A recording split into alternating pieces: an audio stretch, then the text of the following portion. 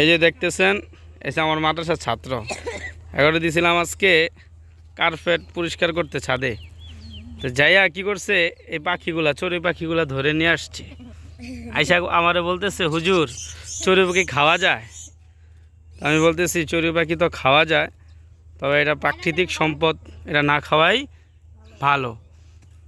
তারপরে তারা সবাই বলতেছে যে ঠিক আছে হুজুর, তাইলে ছাইড়া দেই।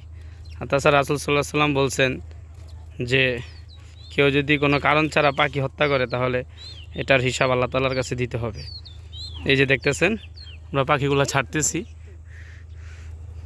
বড় হুজুর আমাদের মাদ্রাসার মোতামিম সাহেব, উনি যখন ছাড়ার কথা বললাম খুব খুশি হয়েছে, নিজ হাতে ছাত্রদেরকে নিয়ে সাথে নিয়ে পাখি ছাড়তেছে।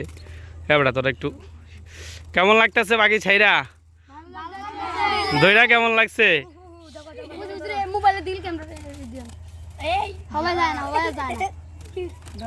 এদিকে এদিকে এদিকে এটা ফের, হ্যাঁ হ্যাঁ সরো সরো সরো সরো, হ্যাঁ ঠিক আছে, হ্যাঁ সরো সরো সরো, হ্যাঁ হ্যাঁ হ্যাঁ হ্যাঁ হ্যাঁ আস্তে আস্তে, হ্যাঁ দুজন একসাথে ছাড়ো।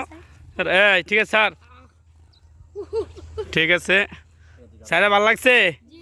খায়া খুশি না স্যারা খুশি? ঠিক আছে, আল্লাহ হাফেজ। কেউ এইভাবে পাখি ধরবেন না, প্রাকৃতিক সম্পদ খাবেন।